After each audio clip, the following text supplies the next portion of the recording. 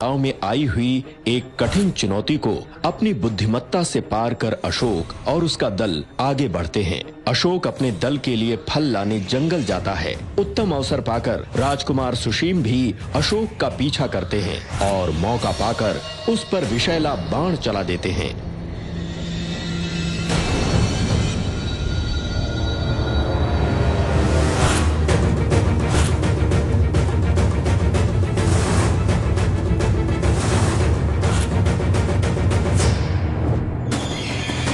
ये बाढ़ किसने चलाया? अवश्य कोई था यहाँ पे जिसने मुझ पर बाढ़ चलाया। किंतु इतने घने वन में, इतने अंधकार में मुझे लक्ष्य कौन बनाएगा और क्यों? इतना दुस्साहस तुम जो कर रहे हो वो अनैतिक है। यदि अशोक को पराजित करना चाहते हो तो कायरो के भांति पीछे से प्रहार न करो, सामने से युद्ध करो। अरे तुम जैसा दुष्ट और निर्लज व्यक्ति अगर मगध के सिंहासन पर बैठा, वो मगध के पतन का आरंभ होगा।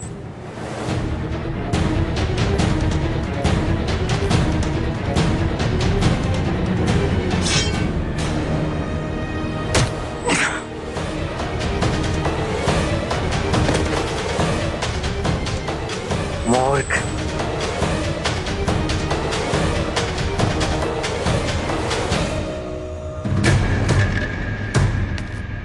वसुनंदन, वसुनंदन, वसुनंदन, वसुनंदन, जिसने मुझ पर बाढ़ चलाया, संभव है कि वसुनंदन को भी।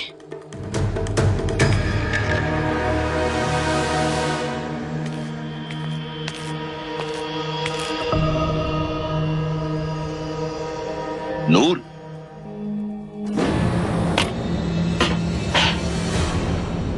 बेशर्मी की भी एक हद होती है नूर, और अब तुम उस हद को पार कर चुके हो। हैरत होती है मुझे, मेरे ही अपने खून के इतने तो मुख्तलिफ रंग कैसे निकले। एक वो था अरसलान, मेरा बेटा, तुम्हारा भाई, जिसने सम्राट की नजर में खुरासान की इज्जत के लिए अपनी जान की बाजी लगा दी। अरे तुम हो जो अपने बुजुर्गों, अपने खानदान का नाम नीलाम करने से बाज नहीं आ रही हो। नूर, दूसरे से की गई बेवफाई की दम पे मोहब्बत नहीं की जाती है, खुदगर्जी होती है वो। तुम कैसे समझोगी? शायद गलती मेरी ही थी जो मैंने तुमसे इतनी उम्मीदें रखी। सोचा था और सलाम की मौत से जो खोया है तुम्हारे जरिए हासिल कर लूंगा। लगता है कि मेरी और मेरे बेटे की ये कुर्बानी बेकार ही चली गई। अगर मरकर कुर्बान होने को आप कुर्बानी कहते हैं तो इतने सालों से हम 1000 मौतें मरते आए हैं। आप सबसे कहीं ज्यादा कुर्बानियां हमने दी हैं, और इतने साल जिसने हमें जिंदा रखा वो है जस्टिन का प्यार। अगर कोई बेवफा है तो वो हम नहीं बल्कि आपके सम्राट बिंदुसार हैं, क्योंकि उन्होंने हमसे बेवफाई करके किसी और से प्रेम किया है। नींद में, बेहोशी में वो सिर्फ उसी का नाम लिया करते थे। उनकी नजरें हमने हमेशा धर्मा को ढूंढा करती थी। कभी सोचा है आपने हम पर क्या गुजरती होगी जब सम्राट हमारे पास आते थे तो ऐसा लगता था जैसे वो धर्म से फरेब कर रहे हैं। इतने सालों में ना तो हमें उनसे प्रेम मिला, ना ही इज्जत और ना ही सुकून। उसमें भी गलती तुम्हारी है नूर, सिर्फ तुम्हारी। तुम्हारे लिए मैंने क्या क्या नहीं किया। बेगुनाह धर्मा की जान ले ली सिर्फ इसलिए कि तुम खुश रहो, तुम आबाद रहो। अगर तुम सम्राट को अपने से मोहब्बत करने पे मजबूर नहीं कर सकी तो उस कमजर जस्टिन का सहारा लिया। अपने आप से तो सच बोलिए, आपने हमारी खुशी के लिए नहीं, अपनी खुशी के लिए धर्मा को मारा, क्योंकि आपको ये डर था कहीं धर्मा की औलाद को सम्राट अपना उत्तराधिकारी न बना दे। लेकिन एक बात कही, अगर आप उस धर्मा की जगह हमें मार देते तो आज यहाँ कोई हक से खुश रहता।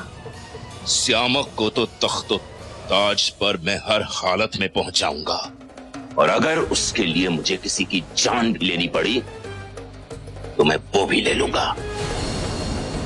और मुझे कोई फर्क नहीं पड़ेगा नूर कि मेरे हाथों से बहा हुआ खून खुरासानी है या यूनानी।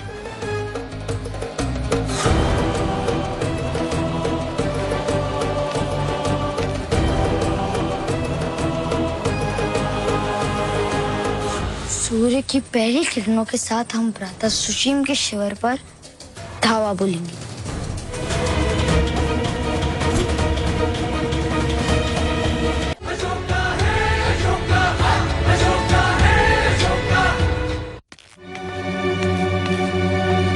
तुम नियम का उल्लंघन कर रहे हो। तुम्हें ज्ञात है ना कि विरोधी दल का कोई भी सदस्य हमारे इस शिविर में नहीं आ सकता है। क्या प्रतियोगिता हमारे लिए इतनी महत्वपूर्ण हो गई कि हम अपने सहपाठी, अपने मित्र को मूर्छित अवस्था में वन में छोड़ दें क्योंकि वो विरोधी दल में है? और ये भी तो स्पष्ट है राजकुमार, ये वसुनंदन पर किसी ने प्रहार किया था, अर्थात वो वन में सुरक्षित नहीं था। किंतु वसुनंदन पर कौन प्रहार करेगा? वही जिसने मुझ पर बाण चलाया। संभव वो वसुनंदन ही रहा हो। दंडक, बाण चलाने के लिए धनुष बाण की आवश्यकता पड़ती है, और उस समय वसुनंदन मूर्छित अवस्था में था। ना उसके पास धनुष था, ना ही बाण। यह अवश्य भ्राता सुशीम का कोई षड्यंत्र है। पहले भी उन्होंने वसुनंदन के माध्यम से तुम्हें फंसाया था। ये भी संभव है कि सुशीम के कहने पर वसुनंदन ने मूर्छित होने का स्वांग रचा हो ताकि तुम उसे यहाँ लाओ और उसे हमारी रणनीति ज्ञात हो जाए। वसुनंदन ऐसा नहीं कर सकता, वो हमारा मित्र है। उसने तो सुशीम के विरोध मेरी और राजकुमार श्यामा की सहायता की, हमारा साथ दिया है। तुम्हारा साथ देने से पूर्व वो सुशीम का मित्र था। वो सुशीम के सामने पूछ लाया करता था, और तुम दोनों ये सोचना भी मत कि वो इतने शीघ्र सुशीम का साथ छोड़कर तुम दोनों का मित्र बने। ये मूर्खता होगी, क्योंकि मैं जानता हूँ सुशीम को कि वो क्या सोचता है। संभव है उसके कहने पर वसुनंदन ने तुम दोनों के साथ मित्रता का नाटक रचा हो। यदि ऐसा है तो मुझे तुम पर और दंडक पर भी विश्वास नहीं करना चाहिए। तुम भी तो सुशीम के मित्र हो। मैं सुशीम का मित्र था, किंतु अब नहीं। जब सुशीम ने मुझे दलदल में मरने के लिए छोड़ा, तब मुझे उसी क्षण ज्ञात हो गया था कि मैंने एक ऐसे व्यक्ति के साथ मित्रता की जिसे मित्रता क्या, मानवता का अर्थ ज्ञात नहीं। तो वसुनंदन पर कौन प्रहार कर सकता है?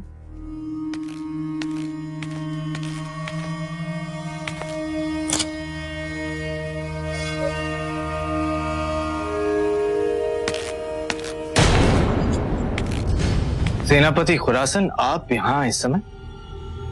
सब ठीक तो है? नहीं, कुछ भी ठीक नहीं है, इसलिए मुझे खुद आना पड़ा। क्यों, क्या हुआ? मुझे खबर मिली है कि सम्राट को कोई धोखा देने की कोशिश कर रहा है। धोखा? सम्राट को कौन धोखा दे सकता है? सम्राट का कोई बहुत करीबी। कौन है वो जो उससे दुश्मनी निभा रहा है? पहेलियां मत बुझाइए, साफ साफ बताइए, वो कौन है और क्या कर रहा है? सम्राट के यकीन को अपनी खुदगर्जी के तले रौंद रहा है, और मगध का सेनापति होने के नाते उसका खात्मा करना मेरा फर्ज है। हाँ तो जाइए, वही कीजिए। आप यहाँ क्या कर रहे हैं? उस गद्दार को आईना दिखा रहा हूं। क्या बकवास कर रहे हैं आप? मुझ पर इल्जाम लगाने से पहले एक बार सोच तो लिया होता कि वो तुम्हारा भाई है।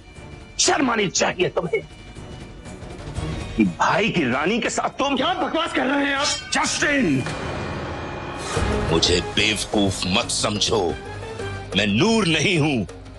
तुम दोनों के बीच क्या चल रहा है मैं अच्छी तरह से जानता हूं, और अब और झूठ बोलकर तो मेरा खून मत खौलाओ। कि जो कुछ भी तुम दोनों के बीच है आज उसका खात्मा हो जाना चाहिए, वरना मैं उसे अपनी तरह से खत्म करने के लिए मजबूर हो जाऊंगा। मीर खुरासन, मैंने जो कहा है करो, मुझे दोबारा मौका मत देना।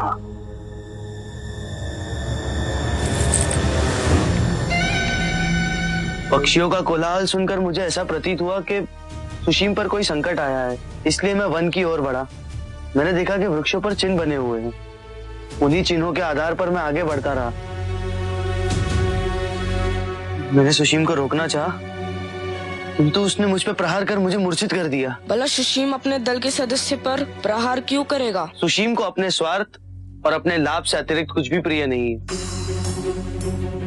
शायद उसे भय रहा होगा कि मैं सबको बता ना दूं। मुझे वसुनंदन पे विश्वास नहीं है। राजकुमार, वसुनंदन सत्य कह रहा है और मुझे पूरा विश्वास है कि राजकुमार सुशीम के वो किसी भी षड्यंत्र में सम्मिलित नहीं है। यदि तुम कहते हो तो मैं मान लेता हूँ अशोक, किंतु श्यामक, क्या तुम नहीं जानते अपने भाई को कि वो प्रतियोगिता जीतने के लिए कुछ भी कर सकता है? क्या तुम्हें लगता है कि सुशीम उस पे प्रहार करके अशोक से भयभीत होकर पलायन कर गया? क्या तुम्हें लगता है सुशीम बाण चलाए और वो लक्ष्य न भेदे? ये असंभव है। ये समस्त घटनाक्रम एक सुनियोजित चाल है। हम सब सुशीम की चालाकी से अवगत होकर यदि ये संकट अपने ऊपर लेना चाहते हैं तो हम सबसे बड़ा मूर्ख कोई नहीं। मैं स्वभाव की बात से सहमत हूँ। संभावना तो ये है कि ये सब भ्राता सुशीम ने ही। राजकुमार श्यामक, आपको भी वसुनंदन पर विश्वास नहीं? रणभूमि में भावनाओं से नहीं, बुद्धि से निर्णय लिया जाता है।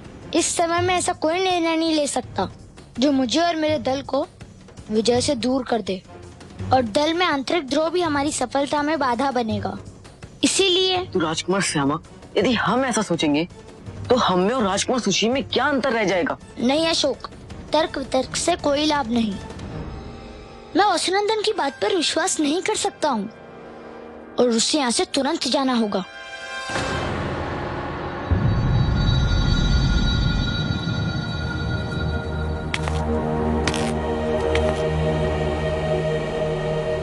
मैं समझ सकता हूँ श्यामक, और मैं तुम्हारे निर्णय को स्वीकार करता हूँ।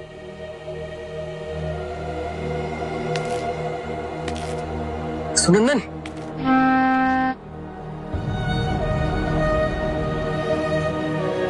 नहीं मित्र,